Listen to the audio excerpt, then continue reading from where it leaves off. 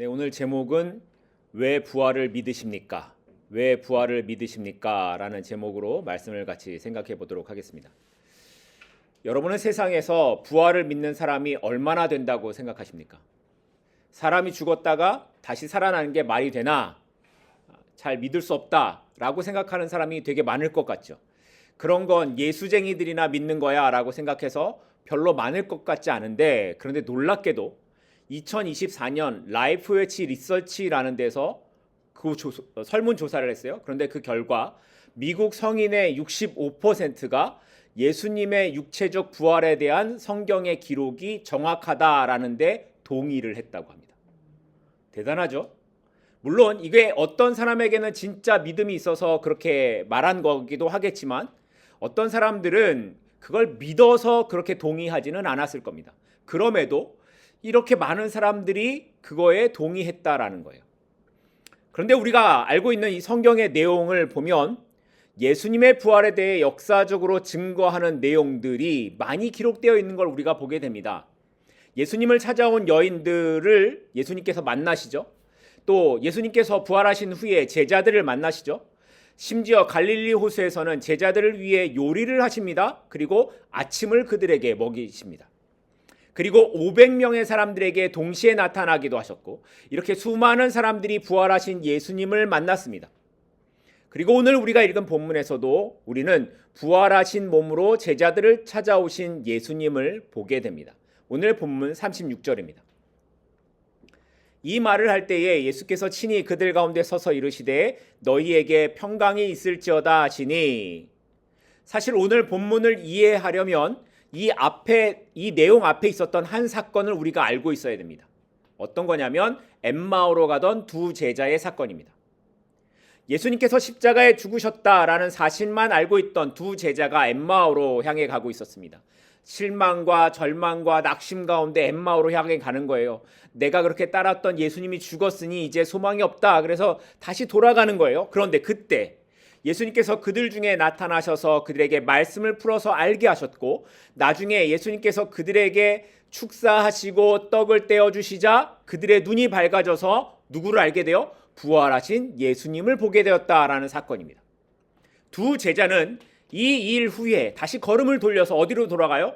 예루살렘으로 돌아가 제자들에게로 갑니다. 자신들이 만났던 예수님에 관해 이야기를 하는 거죠. 그러자 이 말을 듣던 제자들 중에 어떤 사람들이 이런 말을 합니다. 그래? 베드로도 말하기를 부활하신 예수님을 만났어 라고 하더라는 겁니다. 그런데 이렇게 제자들이 부활하신 예수님에 대해 이야기하고 있던 그때에 갑자기 예수님께서 그들 가운데 나타나셔서 뭐라고요? 너희에게 평강이 있을지어다 라고 말씀하신 겁니다. 그런데 여기 36절에 보면 서서라는 단어가 나와요. 예수님이 그들 가운데 서서라고 말하는데, 이때 번역된 서서라는 우리말이 헬라어로는 에스타테라는 단어인데, 그 뜻은 걸어 들어와서 섰다라는 뜻이 아니라 갑자기 나타나서 서 있는 상태를 말하는 겁니다. 그러니까 아무도 알지 못하는 때에 갑자기 예수님께서 제자들이 모여 이야기하는 그때에 나타나셨다라는 거예요.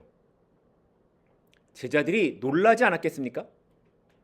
우리가 이렇게 예배를 드리고 있는데 갑자기 임집사님이 문을 열고 저기서 딱 들어오면 얼마나 놀라겠습니까? 그냥 걸어 들어와도 놀라겠죠? 물론 우리는 예수님처럼 짠 하고 나타날 수 없으니까 걸어 들어오기만 해도 놀랄 텐데, 그런데 예수님께서 제자들 중에 갑자기 나타나셔서 인사를 하셨으니 제자들은 당연히 놀랐을 겁니다.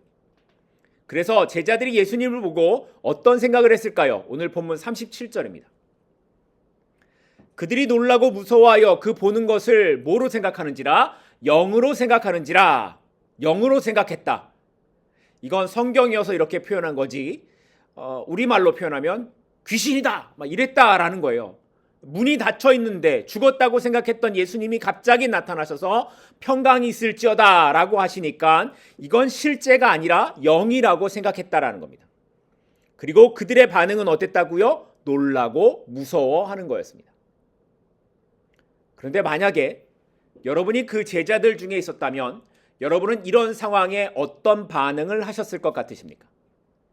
이미 마르다와 같이 갔던 여인들이 부활하신 예수님을 만났다라고 말하고, 베드로도 예수님을 만났다라고 말하고, 방금 전까지만 해도 엠마오로 가던 두 제자가 부활하신 예수님을 만나서 그 이야기를 하고 있는데, 그 자리에 예수님이 갑자기 나타나셔서 평강이 있을지어다라고 하신 겁니다. 자, 그러면 좋아해야 되지 않을까요? 모든 것이 끝난 줄 알았는데 예수님께서 이렇게 부활하신 걸 알았으니 이제 다시 시작할 수 있겠구나, 이런 생각에 기뻐하고 반가워해야 되지 않겠습니까? 그런데 성경은 제자들의 모습이 두려워하고 무서워했다라는 말씀으로 표현하고 있습니다. 왜 그랬을까요? 왜 제자들은 놀라고 두려워했을까요? 그건 부활이 그들에게 사실로 받아들여지지 않았기 때문이었습니다. 분명히 제자들은 예수님의 부활에 대해서 들었습니다. 베드로의 이야기도 들었고, 심지어 방금 전까지도 그 부활에 대해 서로 이야기하던 중이었습니다. 그런데도 막상 자기의 눈앞에 예수님이 나타나시자 베드로의 이야기도 두 제자의 간증도 자신들에게 그건 실제가 되지 않았다라는 겁니다. 이게 제자들의 모습이었고 우리의 모습이기도 합니다. 우리는 하나님께서 세상을 만드시고 지금도 다스리신다라는 것을 들어서 알고 있습니다. 심지어 우리는 그 하나님이 여전히 지금도 살아계신다라는 걸 알고 있습니다. 물론 부활하신 주님이 계신다라는 것도 믿고 있습니다. 그런데 막상 우리의 삶을 살아가면서 돌아보게 되면 그렇게 알고 있고 믿고 있는 것이 내 삶의 실제가 되지 않는다라는 걸 고백할 수밖에 없습니다. 분명히 주일이 되면 교회에 나와서 하나님은 살아계십니다 라고 고백하는데, 월요일이 되고 현실의 문제 앞에 서게 되면 우리는 눈에 보이는 것, 손에 잡히는 것에 온 생각이 머물게 되곤 한다라는 겁니다. 부활을 믿는다고 하지만 실상은 삶에서 일어나는 문제들 속에 허우적거리고 두려움 속에 빠질 때가 많이 있다라는 겁니다. 말하자면 우리의 문제는 부활을 모르는 것이 아니라 그 부활이 내 삶의 현실이 되지 않는다라는 것이 문제라는 겁니다. 그래서 예수님께서 제자들에게 이렇게 말씀하십니다. 오늘 본문 38절입니다. 예수께서 이르시되 어찌하여 두려워하며 어찌하여 마음에 의심이 일어나느냐. 여기서 의심이라고 번역된 단어는 원래 뜻이 마음이 나뉘어지다라는 뜻을 갖고 있는 단어입니다. 그러니까 단순히 생각이 많은 상태가 아니라 마음이 나뉘어져서 여러 방향으로 갈라져 있는 상태를 의심이라고 표현하고 있는 겁니다. 한쪽에서는 믿어야 될 것 같은 마음이 들지만 다른 한쪽에서는 믿을 수 없다라는 생각이 드는 거죠. 한쪽에서는 받아들여야 하는 마음이 있지만 한쪽에서는 이게 말이 되냐라는 마음으로 갈라져 있다라는 거예요. 그래서 마음이 갈라지고 생각이 나뉘어지고 두려움이 일어나게 되더라는 겁니다. 그런데 예수님께서는 이런 제자들의 상황을 아시면서 니네들 왜 이렇게 믿음이 없어? 라고 책망하지 않으셨습니다. 봐봐, 내가 살아난다고 말했지. 내가 이미 다른 사람들에게 부활한 몸을 보여주지 않았냐? 이렇게 책망하지도 않으셨습니다. 대신에 예수님이 제자들에게 어떻게 하십니까? 39절입니다. 내 손과 발을 보고 나인 줄 알라? 또 나를 만져보라? 영은 살과 뼈가 없으되 너희 보는 바와 같이 나는 있느니라. 제자들에게 뭐 하라고 하세요? 보라고, 나를 만져보라고 말씀하세요. 무슨 말입니까? 부활은 막연한 이야기가 아니라 실제라는 걸 경험해 보게 하셨다라는 거예요. 특별히 오늘 말씀을 보면 여기에 예수님이 살과 뼈라는 표현을 하셨는데, 이 말은 단순히 몸이 없는 것이 아니라 정말 살아있는 존재, 실제로 이렇게 존재하고 있다라는 것을 표현하셨던 단어입니다. 그러니까 예수님의 부활은 영혼만 남아있는 상태가 아니라 실제로 몸을 가진 채 살아나신 부활이라는 것을 경험하게 하신 거였습니다. 그리고 이어지는 42절과 43절을 보면 예수님은 제자들을 보고 만지는 것에서 더 나아가 그들과 함께 식사를 하시는 것까지 보여주십니다. 42절과 43절입니다. 이에 구운 생선 한 토막을 드리니 받으사 그 앞에서 어떻게 하시더라? 잡수시더라. 예수님께서 생선을 드신 건 배가 고파서 드신 게 아니에요. 이건 가장 분명한 방식으로 부활이 몸으로의 완전한 부활이었다라는 걸 보여주시기 위해서였습니다. 영혼이면 음식을 먹을 수가 없죠. 그래서 예수님께서는 제자들 앞에서 음식을 드시는 모습을 보여주셨던 겁니다. 왜 이렇게 하셨다고요? 제자들에게 정말 죽었다가 몸의 부활로 살아났다라는 것을 보여주시기 위함이었다라는 겁니다. 십자가에서 죽었지만 말씀하셨던 그대로, 구약의 말씀 그대로 이제는 부활하신 몸으로 이제 너희 앞에 내가 이렇게 있다라는 것을 몸소 증명해 보이셨던 겁니다. 그리고 그렇게 함으로 예수님을 믿지 못하고 두려워하는 제자들에게 부활은 진짜라고, 부활은 진짜 실제하는 것이라는 것을 확인시켜 주셨던 겁니다.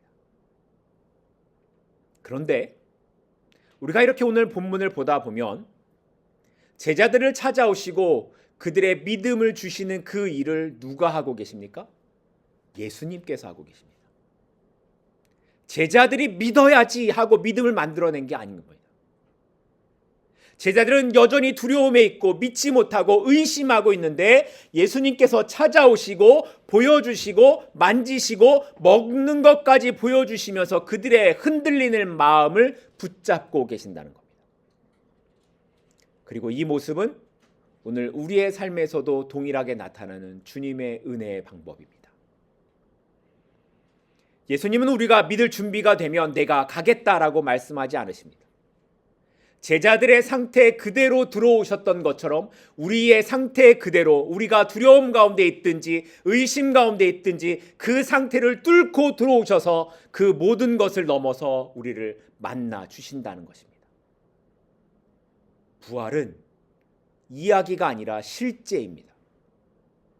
예수님께서 죽음을 이기시고 살아나셨고 지금도 살아계셔서 자기 백성 가운데 찾아오신다라는 것입니다. 그러니 나의 모든 상황을 뚫고 들어오시는 주님을 바라볼 수 있기를 소망합니다. 지금 나를 둘러싸고 있는 상황이 아니라 그 상황을 뚫고 들어오시는 주님을 바라보게 되기를 소망합니다. 그래서 보이는 현실 때문에 주저앉는 것이 아니라 부활하신 주님이 내 삶의 실제가 되고 그 주님을 믿기에 다시 일어나는 삶이 될 수 있기를 소망합니다. 부활은 단지 죽음을 이긴 사건이 아니라 오늘 나를 다시 일으키는 능력이기 때문입니다. 그 생명의 부활로 죽음을 이기신 주님께서 오늘 저와 여러분을 붙잡아 주십니다. 바라기는 이 믿음이 오늘 저와 여러분 가운데 우리의 삶으로 나타나기를 간절히 소망하고 축복합니다. 이렇게 예수님께서는 제자들에게 부활이 실제라는 것을 확인시켜 주신 후에 말씀을 통해 이제 부활의 의미를 알 수 있도록 풀어가시는데요. 오늘 본문 44절입니다. 또 이르시되 내가 너희와 함께 있을 때에 너희에게 말한 바 곧 모세의 율법과 선지자의 글과 시편에 나를 가리켜 기록된 모든 것이 이루어져야 하리라 한 말이 이것이라 하시고, 예수님께서 제자들에게 이 말씀을 하신 이유가 뭘까요? 지금 너희가 보고 있는 이 부활의 사건이 갑자기 일어난 사건이 아니라 이미 내가 너희와 함께 있을 때 말했던 것이고 이미 율법에 선지서에 시편에 기록된 것이라고 말씀하고 있는 겁니다. 무슨 말이냐면 구약 전체가 누구를 가리킨다? 예수님을 가리킨다라는 것을 보여주고 있는 거예요. 그래서 예수님의 고난도 죽음도 부활도 오래전 말씀을 통해 기록된 이 안에서 이루어진 것이다 라고 말씀하셨던 겁니다. 그러니까 제자들이 보고 있었던 이 일은 갑자기 일어난 것이 아니라 하나님께서 오래전부터 계획하신 일이었고 그 일은 틀림없이 이루어진다라는 것을 말씀하신 거였습니다. 사실 제자들은 예수님의 죽음을 보고 이제 끝났구나 생각을 했었습니다. 예수님의 말씀을 가까이서 들었던 이 제자들조차도 예수님께서 십자가에 달리신 것을 보고 부활을 생각하는 사람은 아무도 없었습니다. 모두가 다 모두가 다 이젠 끝이구나 생각을 했었습니다. 지난 3년 동안 자신의 모든 것을 버리고 예수님을 따라다녔는데 이 예수가 죽었으니 나에게 소망이 사라졌다라고 생각을 할 수밖에 없었던 겁니다. 그들은 예수님을 통해서 자신의 꿈을 이루고 싶었는데 예수님이 유대의 지도자가 되어서 로마를 무너뜨리면 자기도 한자리가 하고 싶었던 그런 기대가 있었는데 예수님이 죽으셨으니 아무것도 남지 않게 된 것입니다. 그런데 그 죽으신 예수님이 부활하셔서 하신 말씀이 뭐예요? 이 모든 것이 오래전부터 다 하나님의 계획 안에서 이루어지는 과정이었다라고 말씀하시는 겁니다. 말하자면 제자들은 자신이 실패했다고 생각했던 그 사건이었는데 그 사건 역시도 모두가 다 하나님의 계획 안에 어떻게 되어 있어서 예정되어 있었다라는 것을 말씀하고 계시는 겁니다. 하나님의 일은 사람의 기대를 따라서 이루어지는 것이 아니라 오직 하나님의 뜻 가운데 예정하신 계획을 따라서 이루어집니다. 그래서 세상에서는 실패이고 끝이라고 보여도 그것이 하나님의 뜻 가운데 있으면 성공이고 시작이 될 수 있는 겁니다. 십자가가 그랬고 부활이 그랬습니다.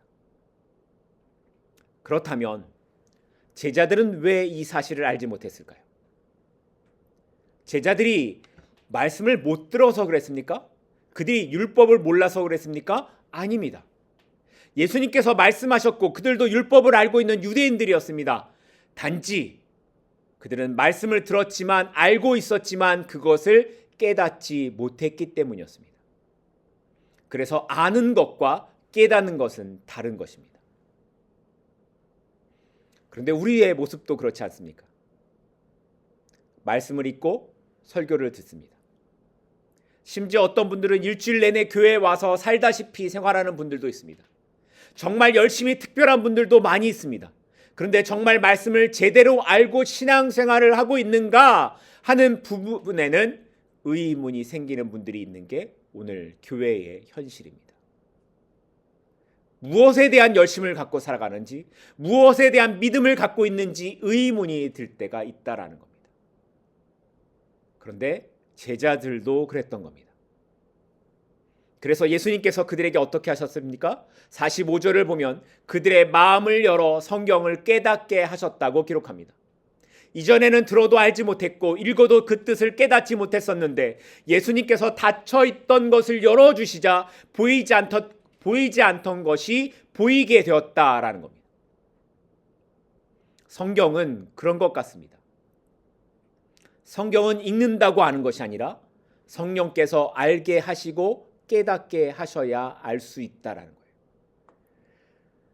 자기 생각대로 성경을 해석하고 깨달았다고 하면 큰일이 됩니다. 성령께서 나에게 알게 하시는 그 생각에 성경을 찾아서 끼워 맞춰야 하는 것이 아니라 성경이 나를 해석하게 하도록 내가 성령을 의지하는 모습으로 성경을 읽어야 된다는 겁니다. 그래서 성경을 제대로 깨달아 알게 된다면 그 결과는 말씀이 나의 삶을 비추고 나를 보게 하고 나의 삶을 바꾸게 하는 겁니다. 제자들도 그랬습니다.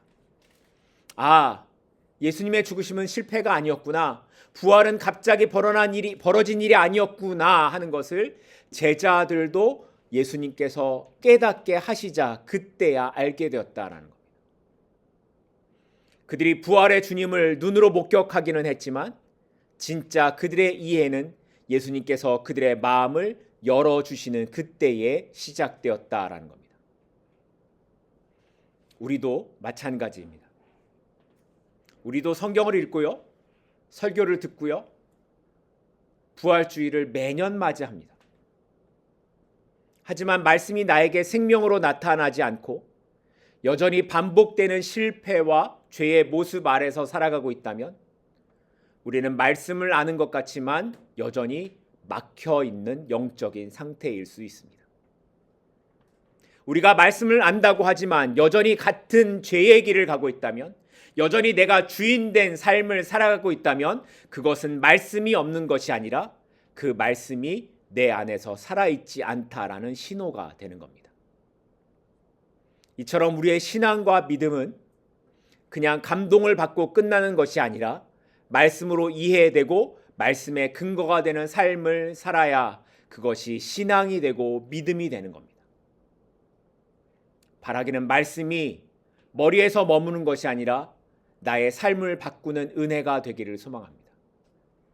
그리고 그 부활의 주님께서 우리의 마음을 열어주셔서 이 말씀이 새롭게 보이고 그 말씀이 우리를 이끄는 능력이 되는 그 은혜 가운데에 우리의 삶을 살아가게 되기를 간절히 소망하고 축복합니다. 자, 이제 마지막으로 살펴볼 것은 이렇게 예수님께서 부활을 보여주시고 그 의미를 깨닫게 하셨다고 해서 거기서 제자들의 사명이 끝난 것이 아니었다라는 겁니다. 예수님께서는 이제 그들을 부활의 증인으로 세우시며 새로운 자리로 나아가게 하시는데 오늘 본문 48절이 이렇게 기록합니다. 오늘 본문 48절입니다. 너희는 이 모든 일의 증인이라. 너희는 이 모든 일의 증인이라. 예수님께서 제자들에게 하신 마지막 말씀이 뭐라고요? 증인이라는 겁니다. 예수님은 제자들에게 너희가 나를 봤지, 이제 그러면 됐지, 이렇게 하려는데 목적이 있는 게 아니라 그들이 증인되는 것에 관심이 있으셨다라는 거예요. 예수님의 관심은 제자들이 많이 아는 사람이 되는 것이 아니라 그들이 앞으로 어떻게 살아가야 되는가에 관심이 있으셨다라는 겁니다. 그래서 그들에게 나타나시고 보여주시고 알게 하셨다라는 거예요. 단순히 기적을 경험한 것으로 끝나는 것이 아니라 그것을 가지고 앞으로의 삶을 살아내는 사람, 다시 말해 증인으로 살아가기를 원하셨기 때문이었습니다.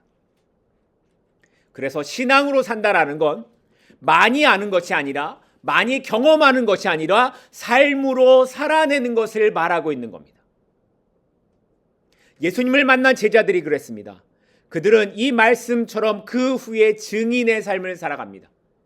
예수님의 죽음을 보았지만 그것이 끝이 아니라 예수님께서 몸으로 살아나셨던 것을 보았고 그것을 증거하는 삶을 살아갑니다. 그 부활이 진짜였다라는 것을 전하는 삶을 살아갔다라는 겁니다.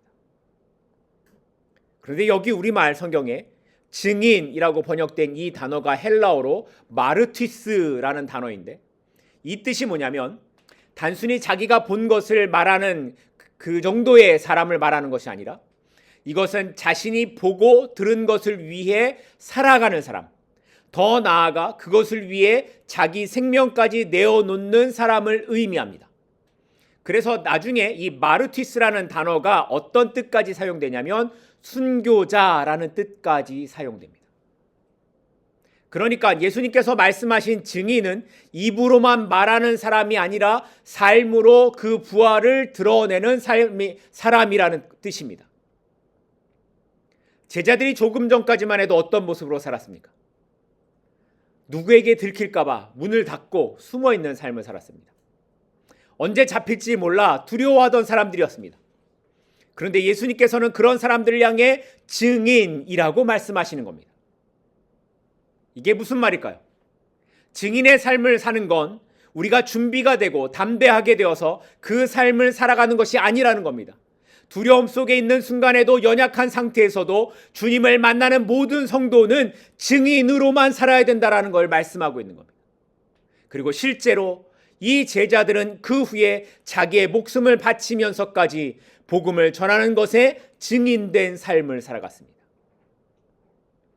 그러면 이들만이 증인일까요? 아니요.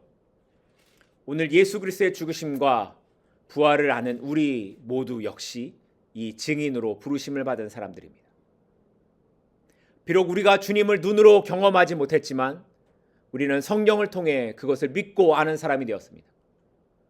그런데 문제는 우리도 제자들처럼 살아갈 때가 많이 있다는 겁니다. 증인이지만 문을 닫습니다. 증인이지만 나를 감추고 다른 사람들의 시선에서 벗어나려고 할 때가 많이 있는 겁니다. 왜요? 내가 손해를 당할까 봐 그렇습니다. 증인으로 살다가 관계가 깨어질까 봐, 증인으로 살다가 따돌림을 당할까 봐, 증인으로 살다가 물질적인 손해를 보게 될까 봐 우리는 알고 있지만 말하지 않고 드러내지 않고 살아갑니다. 그런데 성경은 증인으로 사는 게 선택이 아니라 부르심이라고 말씀합니다. 그리고 그 증인의 삶은 결국 순교로 이어져 가는 삶을 보여줍니다. 우리는 보통 순교는 복음을 전하다 죽는 것처럼 대단한 것이다 라고만 생각을 합니다. 하지만 우리는 삶의 모든 순간에 순교자의 삶을 살아갈 수 있습니다. 정직해야 할 자리에서 정직을 선택하고 손해를 감수하면서도 신앙의 길을 지켜가는 겁니다. 또 미워해야 할 상황에서 용서를 선택하고 절망적인 상황에서 소망을 붙잡는 겁니다. 왜냐하면 나는 이 땅이 아니라 천국을 향해 살아가는 부활의 증인이기 때문입니다. 그러니 이제 나의 삶을 문 뒤에 머무는 것에서 끝나지 않기를 바랍니다. 이제 믿음으로 부활의 주님을 붙잡고 세상을 향해 나아가는 우리 모두가 되기를 소망합니다. 내가 만난 주님, 내가 아는 그 복음의 은혜를 믿으며 오늘도 증인의 삶으로 살아갈 수 있기를 소망합니다. 그런데 이렇게 증인으로 살아가라고 말씀하신 예수님이 이어서 아주 중요한 말씀을 하십니다. 마지막 오늘 본문 49절입니다. 볼지어다 내가 내 아버지께서 약속하신 것을 너희에게 보내리니 너희는 위로부터 능력으로 입혀질 때까지 이 성에 머물라 하시니라. 예수님께서는 제자들을 증인으로 세우셨지만 곧바로 나가서 그 증인의 삶을 살라고 하지 않으셨습니다.